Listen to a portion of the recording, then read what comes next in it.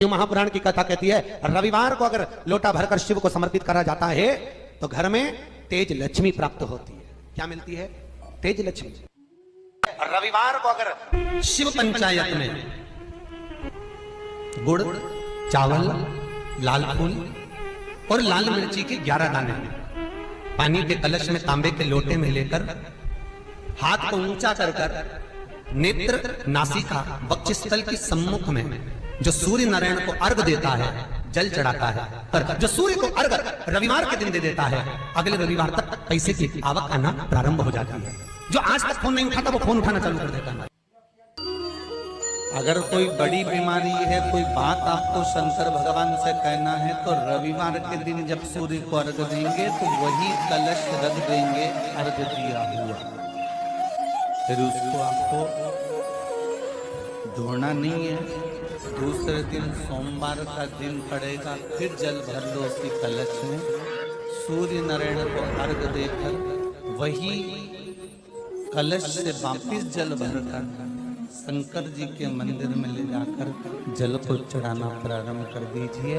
आपको स्वयं बड़ी रोग, बड़ी बीमारी में भी आराम लगना प्रारंभ हो जाएगा। आप कहो रविवार को अगर लोटा भरकर शिव को समर्पित करा जाता है तो घर में तेज लक्ष्मी प्राप्त होती है। सोमवार के दिन भगवान शंकर को अगर जल चढ़ाया जाता है तो हमारे घर में शीतलता का अनुभव होता है। मंगलवार को अगर शिव जी के मंदिर में, शंकर के मंदिर में जाकर 1 लोटा पानी चढ़ाया जाता है तो हमारे कार्य में उन्नति होती है। बुधवार के दिन अगर शंकर पर 1 लोटा पानी चढ़ाया जाता है तो जिन लड़कियों का विवाह नहीं हो रहा, जिन बच्चों का विवाह नहीं हो रहा, उन बच्चों के भी विवाह हो जाते हैं हमारा। गुरुवार के दिन अगर शिव जी के मंदिर में पानी चढ़ाया जाए, जल चढ़ाया जाए तो घर में विद्वत्ता का अनुभव होता है हमारा, बच्चे पढ़ने में प्रखर होते हैं महाराज। शुक्रवार के दिन अगर शंकर के मंदिर में जल चढ़ाया जाए तो नारी का अखंड सौभाग्य होता है महाराज। शनिवार के दिन अगर शिव की आराधना करी जाए, शनिवार के दिन अगर शंकर को जल चढ़ाया जाए तो जिंदगी में व्यक्ति की। सूर्य को 3 अर्घ होते हैं। एक लाल चंदन का कार्य की सिद्धि के लिए सूर्य नारायण को दिया जाता है। एक काली मिर्ची के पानी का, जब आप कोई एग्जाम में बैठ रहे हैं, कोई परीक्षा में बैठ रहे हैं और आपको उसमें उत्तीर्णता चाहिए या मेरा ये काम सफल चाहिए या अदालत में केस चल रहा है उसको निपटाना है, तो काली मिर्ची के जल से सूर्य को अर्घ दी जाती है। तो उस जल के अर्घ से व्यक्ति का काम तुरंत 1.5 महीने के अंदर सफल हो जाता है। काली मिर्ची के अर्घ का इतना प्रमाण। तीसरे नंबर पर है बेलपत्री के जल का अर्घ सूर्य को दिया जाता है। बेलपत्री के जल का अर्घ कौन देता है? जो बहुत बीमार पड़ा रहता है, जिसको कुछ ना कुछ शारीरिक कष्ट चलता रहे, कभी घुटना, कभी कमर, कभी पेट, कभी ब्लड प्रेशर, कभी शुगर, कुछ ना कुछ चलती रहे, तो वो लगातार 1 महीना बेलपत्री के पानी का अर्घ सूर्य को देता रहे, उसको रोग से निवारण हो जाता है। रोग से समस्या खड़ी हो जाए, कहीं बहुत विकट समस्या है और कोई हल ना मिल रहा हो जाता है। जीवन में कोई घड़ी ऐसी आके खड़ी हो जाती है जहां पर हमको सोचने के लिए भी समय नहीं मिलता। तब शिव महापुराण की कथा वर्णन करती है रविवार को अगर लोटा भरकर शिव को समर्पित करा जाता है तो घर में तेज लक्ष्मी प्राप्त होती है। शिव कथा कर रहे शिव जी कहते हैं कुंवारी कन्या तीज का व्रत करती है, हरतालिका तीज करती है, छोटी तीज, बड़ी तीज, हरियाली तीज करती है, छठ व्रत करती है। कुंवारी कन्या नवरात्रि व्रत करती है।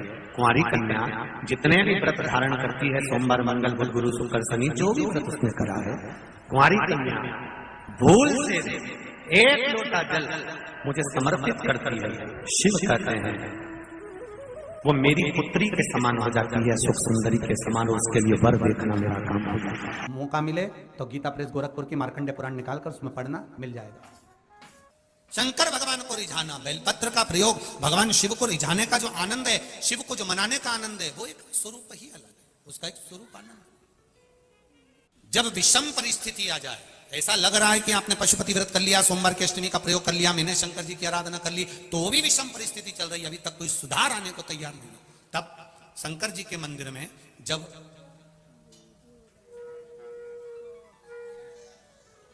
बेलपत्र चढ़ाने के लिए आप जाएं, तब प्रयास करिएगा कि बेलपत्र को, अशोक सुंदरी का स्थान सबको मालूम है ना? बोलो, जम के बोलो जरा। मालूम है सबको? अशोक सुंदरी वाली जगह पर बेलपत्री को, डंडी वाली जो जगह है जहां से पानी बहकर जाता है, उधर रखना है। उसी बेलपत्री को वापस उठाना। शिव जी के शिवलिंग पर जब बेलपत्री रखो तो डंडी का भाग, आप यहां बैठे हो तो डंडी का भाग पीछे की ओर होना चाहिए। शिवलिंग जैसे ये है तो डंडी का भाग पीछे की ओर, उसको रखकर 7 लोटा जल भगवान शंकर पर समर्पित कर दीजिए। अपने भाव को रखते हो। अगर विषम परिस्थिति चल रही है, आपने पशुपति व्रत कर लिया, सोमवार की अष्टमी का कर लिया, उसके बाद भी कार्य नहीं हो रहा, अटक रहा है, किसी कारणवश कोई फाइल मोटी है, थोड़ा समय लग रहा है, तो 7 लोटा जल का प्रयोग करें। धीरे धीरे 7 लोटा जल शिव जी को बाल्टी में भरकर ले जाएं।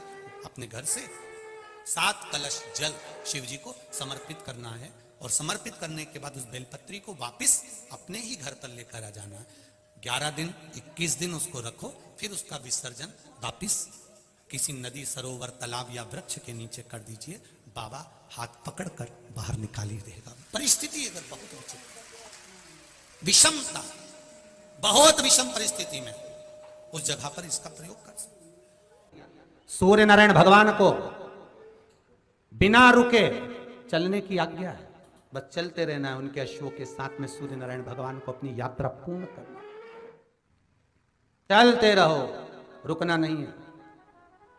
और सूर्य नारायण भगवान चलते रहते चलते रहते चलते रहते में लगे रहे।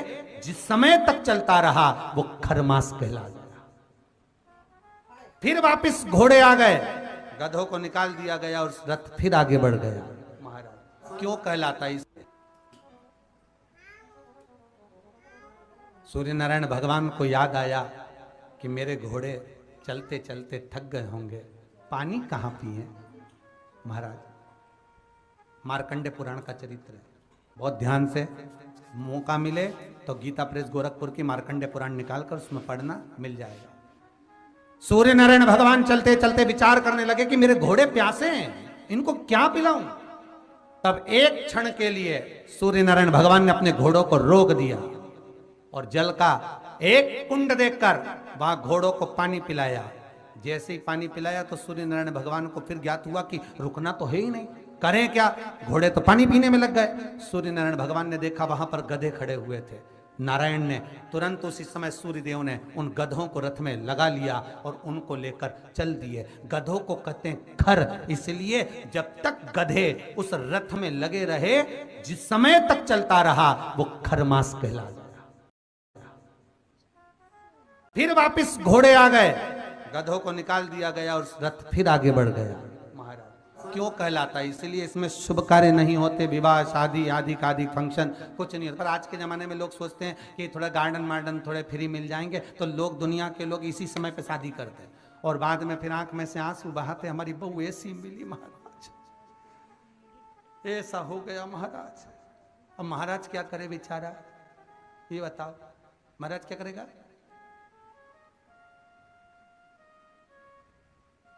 थोड़ा सोच समझकर कार्य करिए कि हम जो शुभ कार्य कर रहे हैं, अच्छा काम कर रहे हैं, वो किस समय पर करना चाहिए। हाँ, भजन करो, कीर्तन करो, संकीर्तन करो, कथा करवाओ, नाम जाप करो, स्मरण करो, खूब अनुष्ठान करो, तुम भगवत नाम का जाप करो। ये तो तुम कभी भी कर सकते हो, जीवन पर्यांत में कभी भी, क्योंकि मृत्यु का कोई भरोसा नहीं है, इसलिए भजन का भी भरोसा नहीं। करते रहो, कभी भी आ जाए तो ठिकाना किसका, ना जाने कब फोटो टंग जाए, इसलिए भजन में पीछे मत। पार्वती जी ने कर जोड़कर, हाथ जोड़कर भगवान शिव से अपने पुत्रों के सामने, अपने बच्चों के सामने स्तुति कर शंकर भगवान से कहा, आपने मेरा नाम द्रुमावती रख दिया, आप द्रुमवन बन गए, मैं कुछ देर के लिए वेदभ्रम के रूप में आ गई। पर शिव जी से पूछा कि फिर आप मुझे वापस कैसे प्राप्त हो गए, मुझे कैसे?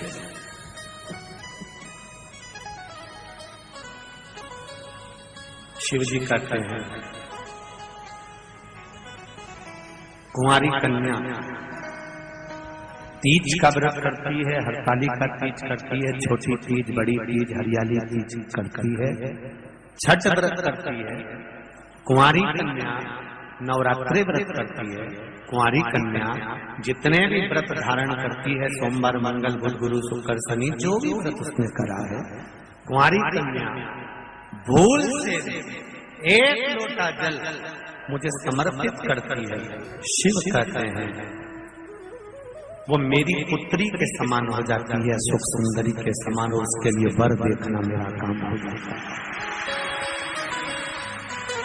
उस कन्या के लिए श्रेष्ठ वर देखना। मैं बेटियों से एक बात जरूर कहूंगा, शादी होने के बाद अब शंकर जी को जल चढ़ाओगी वो अलग बात है, पर कुंवारी रहते हुए अगर आपने शिव जी पर जल चढ़ाना प्रारंभ कर दिया तो ये निश्चित है, ये निश्चितता है कि आपके लिए वर आपके माता पिता जरूर देखेंगे, पर पक्का शंकर भगवान ही करेंगे कि कहाँ है। श्री शिवाय नमस्तुभ्यम। सब बोलिए एक बार जमकर, श्री शिवाय नमस्तुभ्यम।